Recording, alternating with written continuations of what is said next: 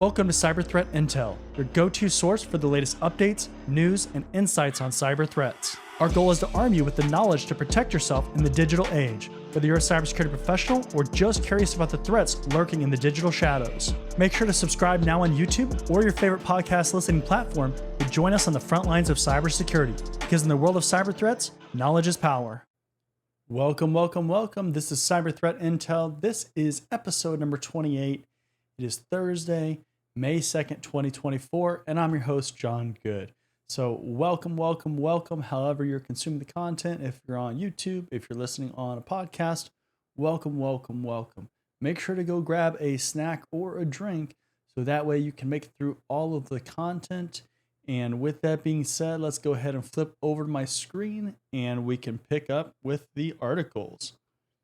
All right, so first article here, LastPass goes independent over a year after serious breaches. It's been over a year and a half since LastPass suffered back-to-back high-profile hacks, and the company now says it has separated from its parent company, Go2. Go2 announced that it would spin LastPass off as its own company back in December 2021, 6 years after buying the company. Now the Password Vault company will operate under a shareholder holding company called LMI Parent. LastPass's most recent troubles began in late 2022. Not sure if you heard about this. This was a pretty big deal here. But when it admitted that hackers stole source code in August of that year and then disclosed in November that hackers gained access to certain elements, and that's in quotes, of customer information, in quotes again, but insisted their passwords were safe. In September 2023, security researchers said several clues pointed to the hack being used to steal over $35 million from the crypto wallets of more than 150 victims. Of those clues was apparently each of these customers had stored their seed phrase, in quotes, a digital key required for cryptocurrency investment access in LastPass. Now, this was a huge issue. LastPass faced a ton of resistance and really distrust from a lot of people. We saw a lot of people talking about switching over from LastPass to other solutions, right? Because everybody was concerned.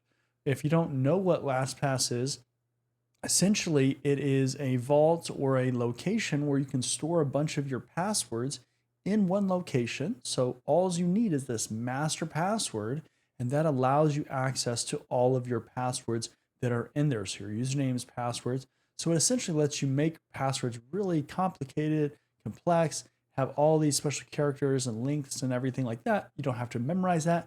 You just memorize the one master password, and then you're able to go about your day and then re-log in with those other accounts if you need to. This article also says the company seems to be trying to show its reform. It said it established a dedicated threat intelligence team last year, and it's recently hired executives which include a former McAfee VP. It also says, but it's still under the same CEO, Kareem Tuba. So one of the things that happens a lot of times with breaches is that there's this kind of changing of the guard, right? They will change people out and in favor of more security supportive executives. Now, a lot of times with cybersecurity in general, it does come down to the support that you have. So if your executives aren't supporting security initiatives from a cybersecurity perspective, and as a cybersecurity professional, that's probably a really bad place to work because they just aren't supporting the initiatives. And when things start going wrong or you get breached or something like that, guess who's going to be on the hot seat? It's probably going to be you. And they'll start saying why didn't you do all this stuff? Why didn't you implement these controls? And then you're like, but you didn't support any of this stuff. But it'll probably all come back on you still. So just as an awareness from a career standpoint, if you're in that situation, you probably should look elsewhere because that is going to be a dangerous situation for your career when something happens, right? And even if not for you directly, maybe that affects the company as a whole, and then that just takes down the company, and then you're still in a bad situation, right? So again, that is a bad situation to be in. If you're in that situation, run. All right, next article here. Bitcoin forensics analysis uncovers money laundering clusters in criminal proceeds. And just as a side note here, if you need to see the articles or you want to read about them more or read other articles, go to cyberthreatintel.com. You can find the article feed and all the locations that we're on for the show.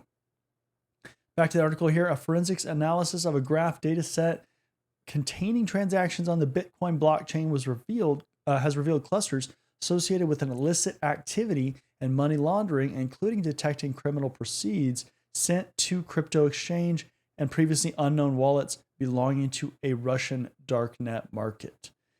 26 gigabyte data set dubbed Elliptic 2 is a large graph data set containing 122,000 labeled subgraphs of Bitcoin clusters within a background graph consisting of 49 million node clusters and 196 million edge transactions, the co-authors said in a paper shared with the Hacker News. The idea in a nutshell is to uncover unlawful activity and money laundering patterns by taking advantage of blockchain's pseudonymity and combining it with knowledge about the presence of licit, so for example, exchange, wallet provider, miner, etc., and illicit services, so basically approved and not approved or bad transactions, things like dark market, malware, terrorist organizations, Ponzi schemes, and so on the network. So if you aren't that familiar with cryptocurrency and how those networks work, they're basically built on anonymous transactions, right? They are built so you can't be tracked in a sense, at least to the individual level. And they have these wallets, and just like you have a wallet in your pocket, right? That's where your funds go. And it can't be tracked is the idea, but you can see transactions between wallets and those kinds of things. It just can't be tracked, hey, you own this wallet specifically, right? That's kind of the idea. And so one of the concerns has always been things like money laundering, because we've seen countries like North Korea, Russia, just bad actors in general out there that are using Bitcoin and other cryptocurrencies to accept payment. So for things like ransomware or whatever, things like that. And then they kind of send them off to different Bitcoin cryptocurrency wallets, and then to another wallet and to another wallet. And they kind of obfuscate it and create all this confusion as far as covering their tracks and where that money came from and how it got to that end wallet. And that's kind of what this is alluding to. But that has been used to launder money. Right? We've seen that a lot of different cases, and actually you can see it here in this graph if you're watching the video format. If you're listening to the audio format, either go to cyberthreatintel.com to see the article or go to the video format on YouTube. You can see this. So here's your Bitcoin address and the cluster and everything, and then it kind of goes through these different locations. And so like the suspicious graph, it kind of bounces around and gets to different locations. Same kind of idea, right? Robinson said, just considering the shape, the local structures within a complex network of the money laundering subgraphs prove to be an already effective way to flag criminal activity. So again, that's one of the concerns, criminal activity, because all these darknet markets and malicious attackers and bad actors, they are all using and have traditionally used things like crypto exchanges, cryptocurrency, because it's not tracked to the level of, say, the financial institution, right? So if you were to ask somebody you breached to pay you a check for $1 million or something, that can be tracked like that, right? Just instantly. And so, yeah, that's why they are going more towards these kind of markets. All right, next article here. New Cuttlefish malware infects routers to monitor traffic for credentials. A new malware named Cuttlefish has been spotted infecting enterprise-grade and small office, home office, so SOHO, routers to monitor data that passes through them and steal authentication information. Lumen Technologies, Black Lotus Labs examined the new malware and reports that Cuttlefish creates a proxy or VPN tunnel on the compromised router to exfiltrate data discreetly while bypassing security measures that detect unusual sign-ins. Although Cuttlefish has some code that overlaps with hiatus rat, which has been previously observed in campaigns that aligned with Chinese state interests, there are no concrete links between the two, and attribution was impossible. So this is something we commonly see, right? We see these different strands or malwares that end up having some kind of link to other malwares, other groups, things like that. The reason why that matters from a cyber threat intel point of view is because it's all about attribution, right? We want to identify what things are doing, what malware is doing, and then we want to try to attribute it to some group because that helps us with motives too, right? Then we know, well, okay, this malware is linked to China and their motive is typically this, right? So we can kind of determine or kind of expand on that as far as what they're trying to do, what the ultimate goal of this is. And we just start building this big profile on China or on that group, on that malware, and we can kind of connect all this stuff, right? And so that is really the point of trying to do this, right? Is because it just helps us overall build out our strategy and improve our strategy. Black Lotus Labs says the malware has been active since at least July 2023. So about just under a year here. So about, what's that, 10 months? The method for the initial infection of the routers has yet to be determined, but it could involve exploiting known known vulnerabilities or brute forcing credentials. Once access is gained to a router, a bash script, so an s.sh, that's how bash scripts are written with .sh, is deployed and begins collecting host-based data, including details on directory listing, running processes, and active connections. Script downloads and executes the primary Cuttlefish payload, a .timezone file, which is loaded into memory to evade detection while the download file is wiped from the file system. And again, if you're listening to the podcast format, you won't see this, but go to either the YouTube video or check out the article on cyberthreatintel.com because they give kind of this diagram of what happens in this attack chain. And you can see this here. So we have this compromised router here on the left, then it executes this bash script here in the middle, and then that goes and collects the payload, right, from the payload server, from wherever it's being stored, from the attacker, and it exchanges a little bit of data with the C2 server. Then it gets this time zone file, which is Cuttlefish, right?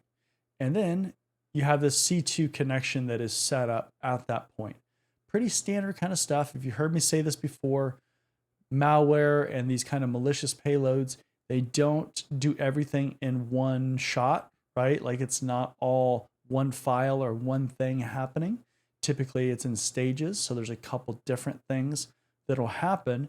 And a lot of that has to do with obfuscating the attack, trying to evade detection, right?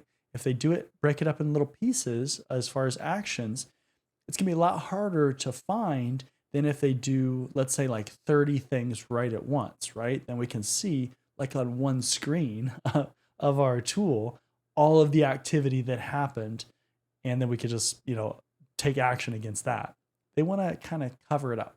They wanna bury it within the different logs, right? Make it harder for us.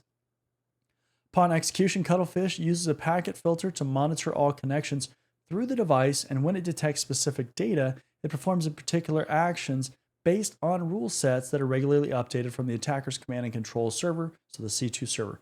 Pretty standard stuff, right? That's what happens when you get connected to a C2 server. You are essentially a bot or some kind of controlled system that is just sitting there waiting for commands from the C2 server, which the attacker is providing to the C2 server. The malware passively sniffs packets, searching for credential markers within the traffic, such as usernames, passwords, and tokens, especially associated with public cloud-based services like AliCloud, AWS, DigitalOcean, Cloudflare, and Bitbucket. So it's looking for very specific kind of information, right? Which is critical information. They find passwords, find tokens. That's pretty valuable.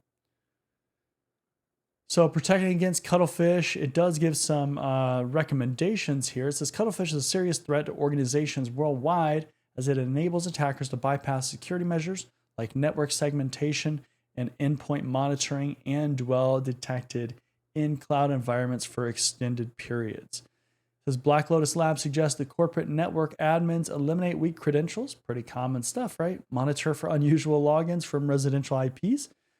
Secure traffic with TLS SSL, inspect devices for rogue IP tables or other abnormal files, and routinely reboot them. It says when establishing remote connections to high-value assets, it's advisable to use certificate pinning to prevent hijacking, another common good practice. And then for Soho router users, it's also recommended to reboot the devices regularly, apply the latest available firmware updates. Shocker, right? You should patch your stuff. Change default passwords. If you live in the UK, you're not going to have default passwords for very long because there is some recent legislation, regulations that are coming out to ban that, but block remote access to the management interface and replace them when they reach end of life, EOL.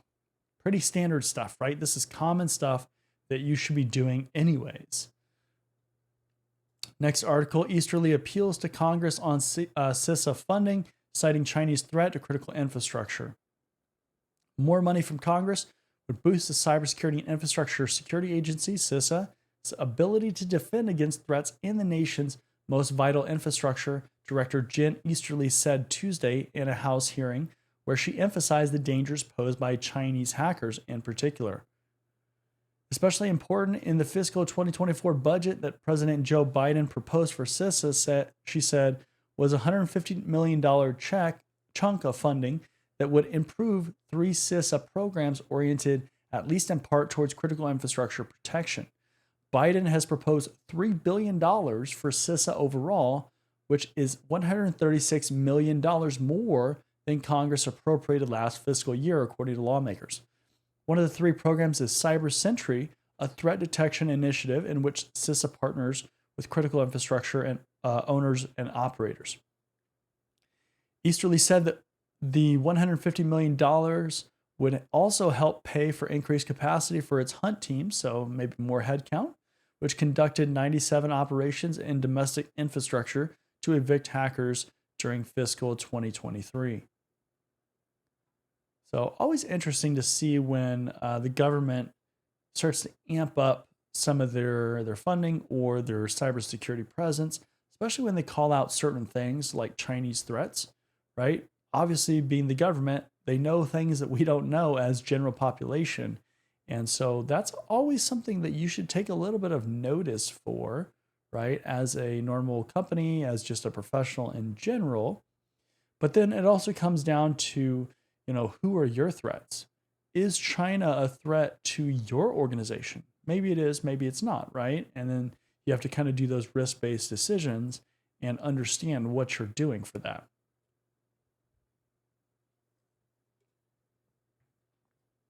All right, let's keep moving here. Next article, according to Microsoft, April Windows Server updates cause NTLM auth failures. Microsoft has confirmed customer reports of NTLM authentication failures and high load after installing last month's Windows Server security updates. According to a new entry added to the Windows Health dashboard on Tuesday, this known issue will only affect Windows domain controllers and organizations with a lot of NTLM traffic and few primary DCs. And then they list a bunch of the versions, Windows Server 2022, basically back to 2028. Or 2028, 2008. So pretty much all the Windows Server versions that you're probably running. The quote says, after installing the April 2024 security update on domain controllers, DCs, you might notice a significant increase in NTLM authentication traffic, Microsoft says. This issue is likely to affect organizations that have a very small percentage of primary domain controllers in their environment and high NTLM traffic. So a very specific use case is likely to cause this.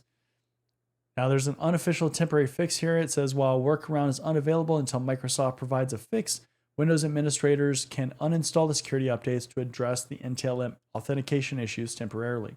So That is going to create an issue for you, though, if you do this, because it also goes on to say it's also important to note that the latest cumulative updates include all security fixes released this month. So that's a lot of fixes combined into this one package. Hence, removing this is also going to remove all the fixes for security vulnerabilities that are patched this month. So that's a risk-based decision that you have to make, right? Because if you remove that, then all of a sudden you're going to have all these findings again that you probably had. And if you didn't have them showing up previously, now they are going to show up because it's going to show on your scanner that you're out of date, right? That you don't have the correct patches applied. So very important risk-based decision. You have to weigh these things, right? All goes to your strategy and your risk tolerance and everything like that. Next article, NCSC's new mobile risk model aimed at high threat firms. UK's leading cybersecurity agency has announced a new initiative designed to enhance cyber resilience for organizations whose mobile infrastructure is targeted by nation states. National Cybersecurity Center, NCSC, claimed its Advanced Mobile Solutions AMS risk model will help high-threat organizations to stay connected on the go. It's designed to mitigate the threat of consumer-grade devices being targeted by commercial spyware, potentially enabling sophisticated threat actors to use these as a stepping stone into back-end corporate systems and data. The risk model is also designed to protect against sophisticated actors working over several months or years with long-running and highly targeted social engineering campaigns. So people that have been at it for a little bit. The quote says, across government, we use high-grade, carefully designed and evaluated, and that's in parentheses, of course, right? Crypt appliances to protect our most sensitive communications, explained NCSC security architect Chris P. However, with current technology, it's not practical to use such an approach with consumer-grade mobile devices. So they're saying they need a different strategy, and this is a typical thing that you'll see in organizations and in cybersecurity departments and teams. Not every strategy or policy or approach is going to work across the board, right? You'll have things that you have to tailor. You'll have things that you have to just do a different way because of whatever it is, the technology, the implementation, the business process calls for it, right? And so that's something important to keep in mind as a cybersecurity professional. Again, not everything is going to be blanketly applied. It's very hard to have a lot of situations where you can just blanketly apply everything. Now, the like devices or like situations, things like that, typically, yeah, you probably could just apply something, a policy, a strategy across the board, but probably not across your entire organization, right? Now, AMS is based on the following principles. It gives some principles here. It says mobile devices can't be trusted, obviously. Core networks and services must be protected via a robust border between mobile infrastructure and core network, absolutely. Sensitive data must not be aggregated inside the mobile infrastructure in plain text. Use encryption. That is not new, right? You have to encrypt data. So these are pretty common things. Follow their best practices, common principles that we should all be applying in our organizations and in our networks. So definitely an interesting article. All right. So with that being said, that is the last article for today's episode. Again, this is Cyber Threat Intel. It is Thursday, May 2nd, 2024. This is episode number 28. I'm your host, John Good, and I want to just thank everybody for tuning in to this Cyber Threat Intel episode. And with that being said, I will see you in the next one. See you later. Are you tired of overpaying for cybersecurity training? Are you interested in training from industry professionals? Are you looking for cybersecurity career services? If you answered yes to any of those questions, then cybertrainingpro.com is the perfect platform for you. At Cybertraining Pro, we're a one-stop shop for all your cybersecurity needs. We can train you for industry certifications or just improve your overall knowledge and skills in a certain area. Unlike other platforms, we don't stop there. We can also coach you throughout your career, practice your interview skills, or create a high-performing resume with our career services. CyberTrainingPro.com isn't just another training platform. Students get exclusive access to our private community where we go beyond training courses to provide additional content, tips and tricks, and engagement with both other students and staff. Look, by the year 2025, there could be as many as 3.5 million job openings in cybersecurity. With so much opportunity, why not maximize your career potential with a platform that cares about your success? Come join us at cybertrainingpro.com and start building your future today.